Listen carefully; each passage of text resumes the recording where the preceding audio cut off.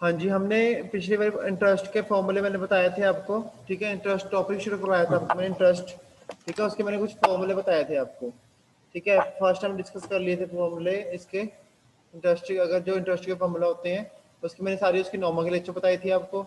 उसके बाद उसके आता है नेक्स्ट हमारा, वो है हमारा उसका आगे मैंने आपको कहा था कि मैं इसका आगे न्यूमेरिकल कराऊंगा आपको, ठीक है ना।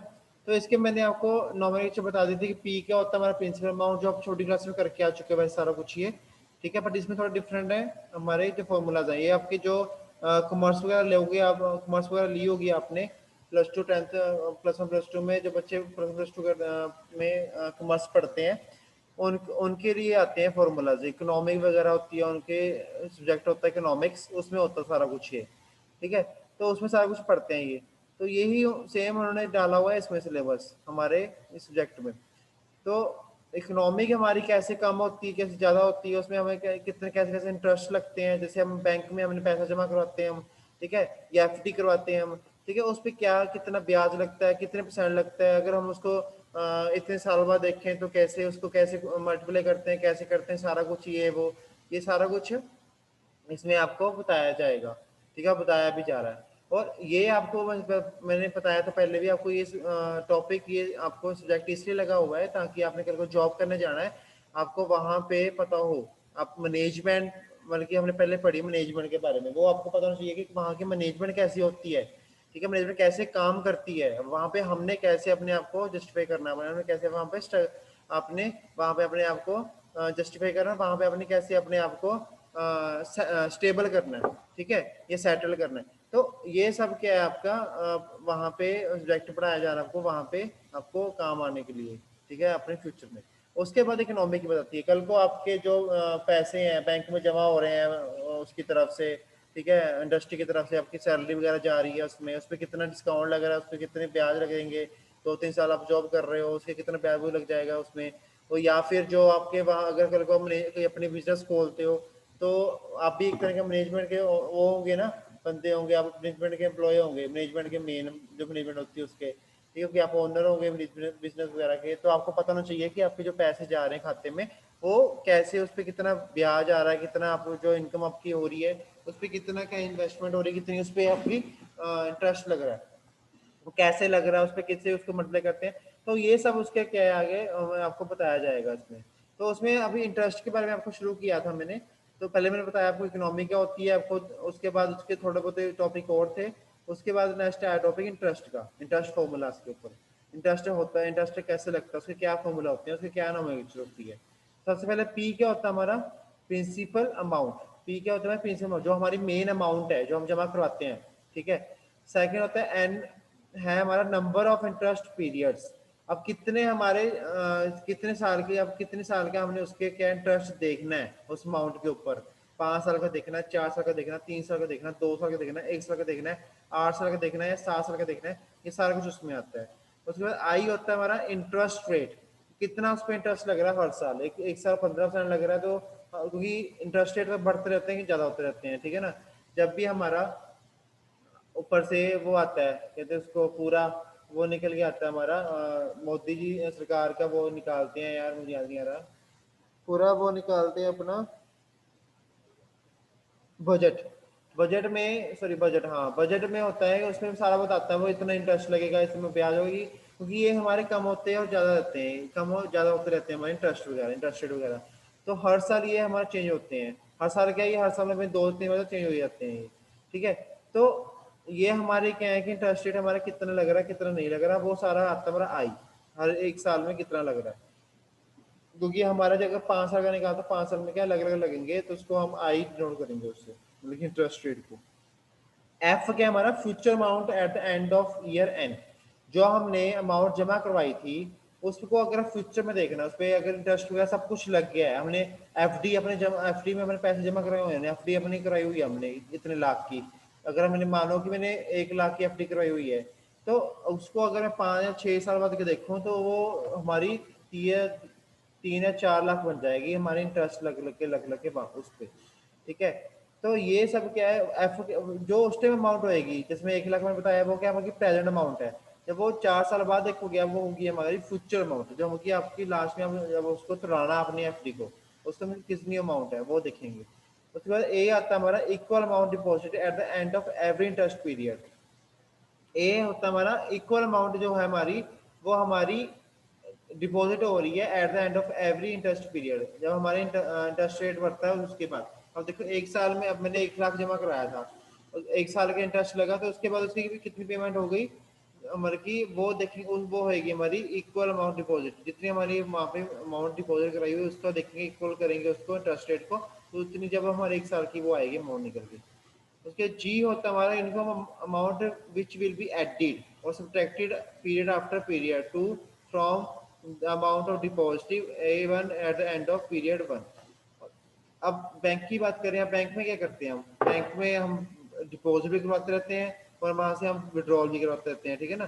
तो वहां पे क्या है कि जितनी कैश डिपॉजिट हो रही है उसमें से कम ज्यादा होना, या फिर जितनी उसमें हमने और जमा करवा दी तो पड़ जाना, तो वो सारी अमाउंट को कहते हैं हम यूनिफॉर्म अमाउंट, वो होती है उसको डिनोट करते हैं जी से।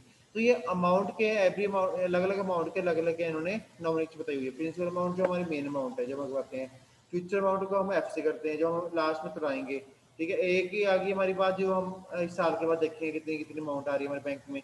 जी होती है हमारी जब हमारी जैसे मैंने अब 1 लाख था मेरा, उसमें से मैंने कुछ पैसे निकाल लिए, 50,000 निकाल दिया, 50,000 उसमें वो हमारी यूनिफॉर्म अमाउंट है उस टाइम, ठीक है। उस पर कितना वो ब्याज लगता है, उस पर कितना लगता है वो उस पर डिपेंड है। उसके बाद तो वो उसमें कुछ जमा करवा देते तो उस पर ब्याज में वो उसको फिर मल्टीप्लाई करना पड़ेगा उससे।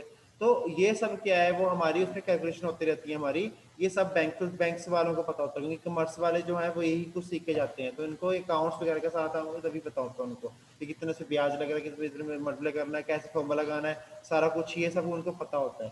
बट हम इतने ढुंगाई में नहीं जाएंगे, इतने डीपली नहीं जाएंगे, हम तो सिंपल बस इसमें पढ़ना है कि कौन सा फॉर्मूला होता है वो जो लगता है उस पर, और कैसे लगता है वो, और उसकी हम कुछ थोड़ी बहुत एग्जांपल्स करेंगे आज, ठीक है। तो अब फर्स्ट आता है single payment compound amount, first आता है हमारा सिंगल पेमेंट कंपाउंड अमाउंट। और ये हमने एक सिंगल पेमेंट पे, मैंने एक साल अपनी, आज मैंने जैसे एक पेमेंट जमा करवाई, तो उसमें कितना हमारा कंपाउंड अमाउंट लग रही है, उस पर कितनी हमारी कंपाउंड अमाउंट निकल के वो निकल रही है। कंपाउंड मतलब कि ज्यादा, सिंगल मतलब कि एक टाइम हमने करवाई तो 4-5 साल देखा तो उसमें कितनी अमाउंट हमारी निकल रही है, तो हम उसको कहते हैं सिंगल पेमेंट कंपाउंड अमाउंट। तो उसका फॉर्मूला क्या होता है, F equal to P 1+i⁴n। अगर हमने आगे वो निकालना है, पी की वैल्यू निकालनी है, तो वो उधर जाके क्या हो जाएगा, मल्टीप्लाई डिवाइड हो जाएगा, तो f/p आ जाएगा, ठीक है। तो ये हमारा क्या है फॉर्मूला किसका, फ्यूचर की अमाउंट को निकालने का। अब फ्यूचर की अमाउंट ही हमने लास्ट में देखना होता है ना, कि हम 1 लाख जमा कराया था जी, चेक करो यार कितना कितना ब्याज लगा, कितना कितनी हमारी अमाउंट कैसे आई है, ठीक है। वो कैसे निकालेंगे, एफ निकालेंगे, F equal to P 1+i, कितनी उसमें इंटरेस्ट लगा, कितना इंटरेस्ट रेट लगा उस पर, और कितने टाइम्स लगा, मतलब कि कितने साल में लगा, कितने साल की थी नंबर पीरियड कितना था उसका। तो हम वहाँ उसको कैलकुलेट करेंगे वहां से, तो हमारे फ्यूचर की अमाउंट आ जाएगी। तो ये फॉर्मूला होता है हमारा किसका, फ्यूचर अमाउंट निकालने का। अगर फ्यूचर अमाउंट नहीं निकालनी है हमने, अगर हमने पी की अमाउंट हमने निकालनी है, प्रेजेंट अपना प्रेजेंट अमाउंट, इसका फॉर्मूला वहां से जो हमारा मेन फॉर्मूला होता है वो होता है हमारा P F upon P bracket I plus comma N. अगर हमने इसमें से एफ इधर ले गए, ठीक है, एफ इधर ले गए हम, तो फॉर्मूला बन जाता है इसका पी 1+i एन, ठीक है। ये फॉर्मूला बनता है इसका।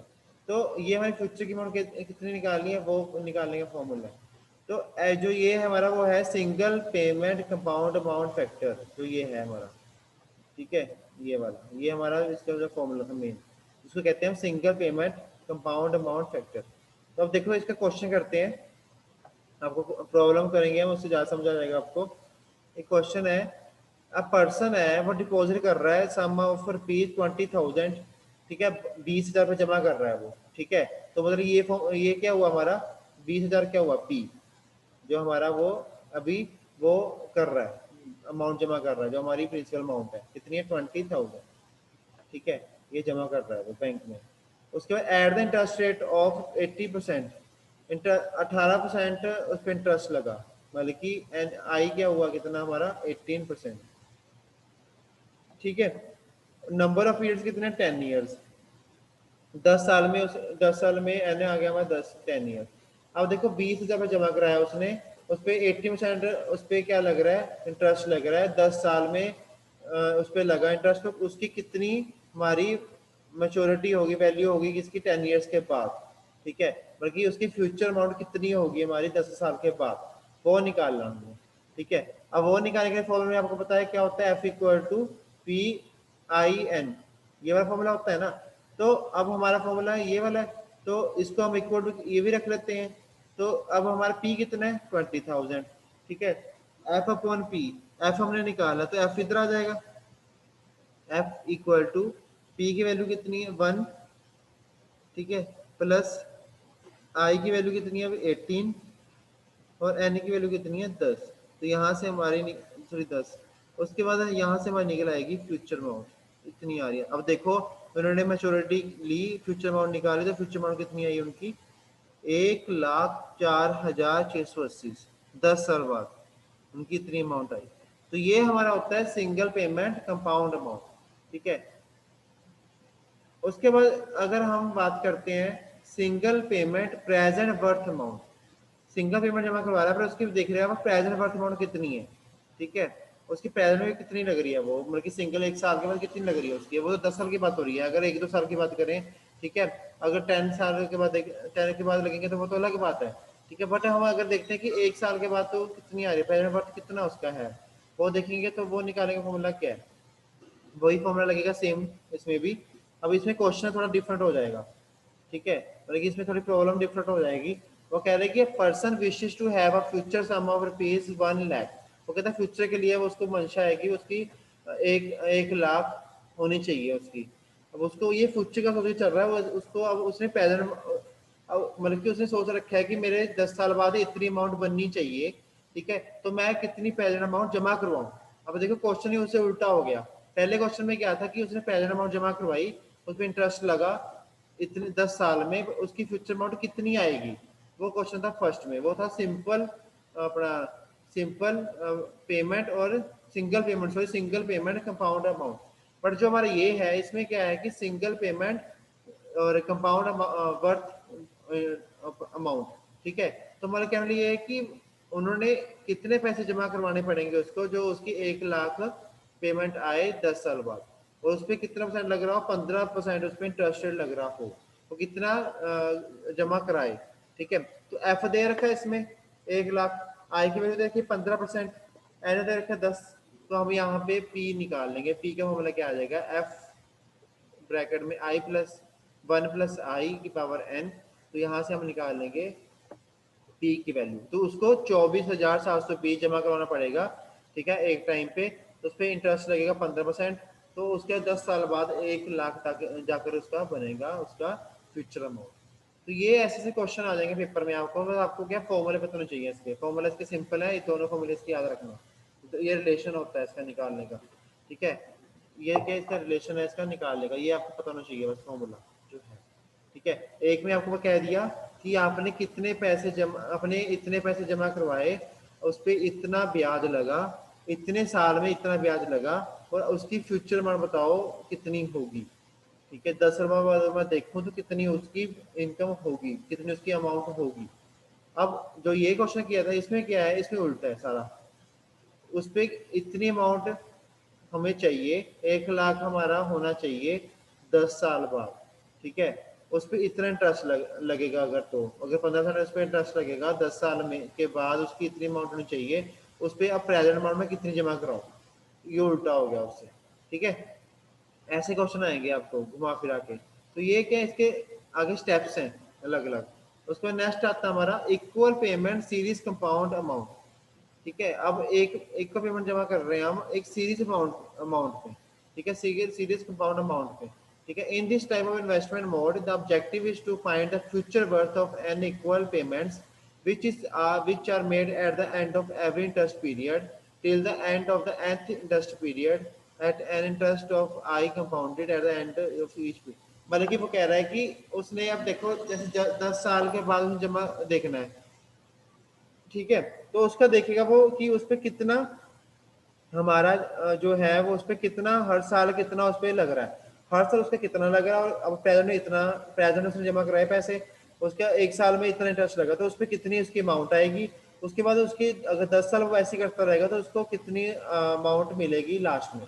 अब वो वही सेम ऐसी पार्ट है, थोड़ा इसने एक स्टेप ऐड कर दिया कि उसने एक साल के बाद देखना पहले कि कितनी उसकी अमाउंट आएगी। उसको डिनोट करेंगे हम ए से, equal amount deposit at the end of each interest period, मतलब कि ईच इंटरेस्ट पीरियड के एंड में देखेगा वो, मतलब कि एक साल के एंड में तो कितनी उसकी है। एन क्या है, नंबर ऑफ इंटरेस्ट पीरियड्स, आई है रेट ऑफ इंटरेस्ट, आपको पता ही है मैंने। एफ क्या हमारा सिंगल फ्यूचर अमाउंट, ठीक है। तो इसका फॉर्मूला क्या आएगा, F equal to A 1 plus I के N minus one upon I, ये सारा इसका फॉर्मूला आ जाएगा फ्यूचर अमाउंट निकालने का, ठीक है। तो सिंपल वैसी है, बस इसमें ए का ए ऐड हुआ है, थोड़ी बहुत इसमें चेंजिंग हुई है, बाकी सारा कुछ सेम है इसमें, ठीक है। तो इसमें क्या है, अब इसमें क्वेश्चन करते हैं पहले, इसके क्वेश्चन करते हैं। क्वेश्चन है a person who is now 35 years old, एक 35 साल का बंदा है, ठीक है। For he is retired life, उसकी लाइफ आने वाली रिटायर्ड, ठीक है, बस अभी कुछ देर में। He plans to invest an equal sum of rupees 10,000 at the end of every year for the next 25 starting. कहता, वो कहता है कि मैं अभी 25 साल में पड़े हैं जॉब खत्म होने को, तो मैं करूँ, कहता 60 साल की रिटायरमेंट होती है, 35 साल का वो बंदा है, अब 25 साल रह गए पीछे, ठीक है।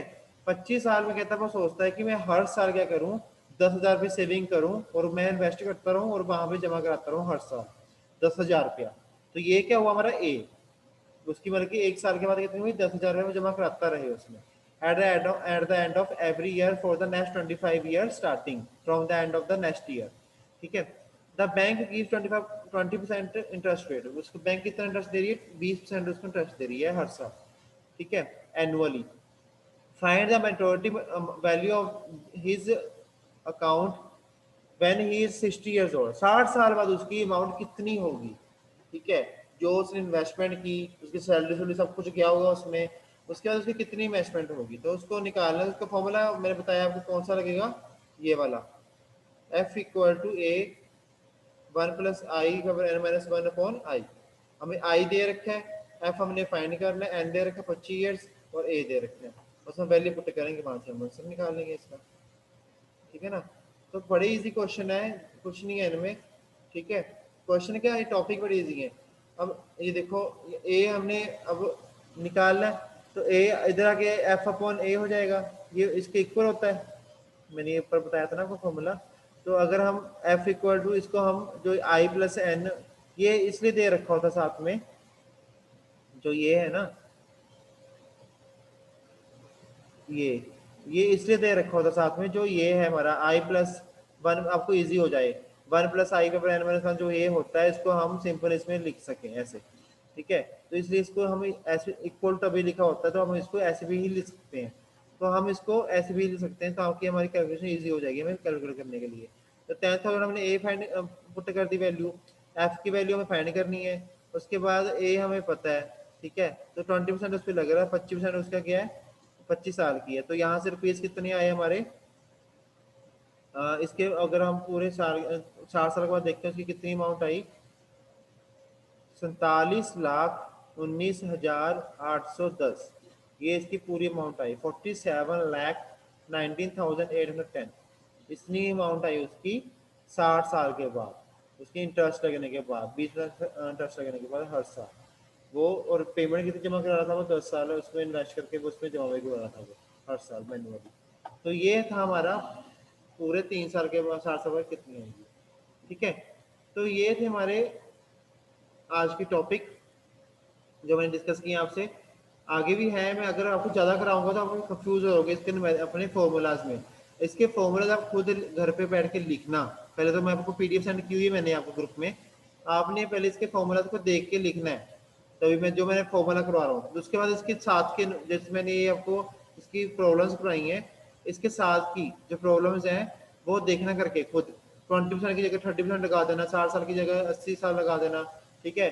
अगर 60 साल की जगह नहीं चेंज करनी, 60 साल करना है रिटायरमेंट की एज, और 35 है यहाँ पे 45 कर देना, तो यहाँ पे 10 से तो 20 कर देना, तो अपनी पास से चेंजिंग करना थोड़ी, ठीक है। चेंज करने के बाद अपने खुद करके देखना न्यूमेरिकल ये, तो भी पता चलेगा आपको कि ये कैसे कैलकुलेट किया हुआ है सारा कुछ, ठीक है, कैसे हमने निकालना है। और ये आपको टॉपिक के बारे में पता होना चाहिए, हर एक टॉपिक के बारे में कौन सी में कौन सा होता है। आपको अभी एमएसटी वगैरह होंगे आपके जो सेकंड एमएसटी, उसमें सारा कुछ यही है कि तो आना आपको न्यूमेरिकल वगैरह ही आएंगे ज़्यादातर, आपको थ्योरी आएगी थोड़ी बहुत ही, न्यूमेरिकल भी आएंगी। तो आपको क्या है, मैंने आपको पहले कहा था कि अभी आपको थ्योरी आएगी सारी, मैनेजमेंट का पार्ट है, नेक्स्ट में आपको थोड़ा क्या है टिपिकल पार्ट है इकोनॉमिक्स का है, उसमें आपको सारे न्यूमेरिकल वगैरह आने हैं, ठीक है। तो आपको सब ये कुछ ही आएगा पेपर में, तो ध्यान के साथ पढ़ो इसको, तभी पता चलेगा आपको। चलो यहीं पे ये खत्म करते हैं।